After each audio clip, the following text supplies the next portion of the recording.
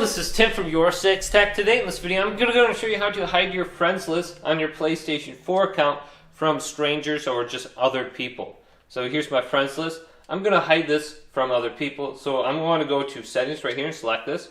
Then go to account management. Then go to privacy settings. Then you'll have to verify your account, so you'll need to type in your password.